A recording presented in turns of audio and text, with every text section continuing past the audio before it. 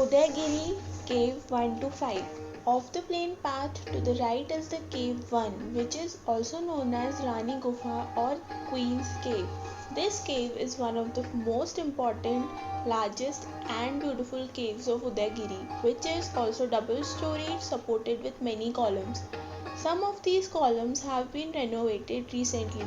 The wall of the cave is ornamented by beautiful sculptures of dancing women and musical instruments, apart from Jain religious symbols and royal scenes.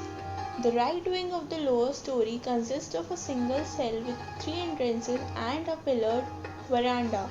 On the walls flanking the terminal pilasters of the veranda are carved two dwarpalas. The pilasters of entrances to the cell are embellished with side pilasters crowned by animals.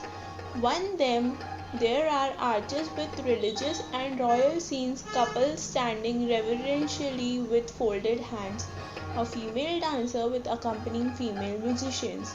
The main central wing, consisting of four cells, has themes apparently indicating victory march of a king, starting from this capital and returning back after passing through various lands. At the angles where the right and left wings meet are two small guard rooms which are lavishly decorated, spring cascading down the hill, fruit-laden trees, wild animals, sporting elephants in lotus pools. In the better preserved upper story there are six cells, one each in the left and right wings and four in the rear.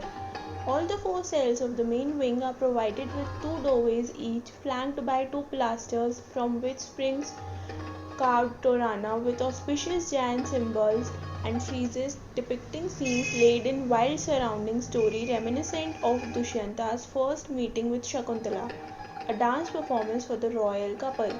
Cave 2 or Bajahara Gufa is very simple and small and is devoid of any kind of sculptures. Cave 3, known as Chota Hathi Gufa or Small Elephant Cave. The word Chota Hathi means small elephant. It is noticeable for its facade having masterly carvings of six vigorous elephants flanking its entrance. Adjoining Cave 3 is a double-storied Cave 4 or Alakapari Gufa with sculptures of a lion holding a prey in its mouth and pillars topped by pairs of winged animals, some human and some bird-headed. Three small pits can be seen, which were probably used for storing water and keeping pitchers. The upper cell is approached by a flight of steps, originally rock cut, in front of Cave 5. Next to the upper cell of Cave 4 is double-storied Cave 5 or Jaya Vijaya Gufa with a benched veranda in the front.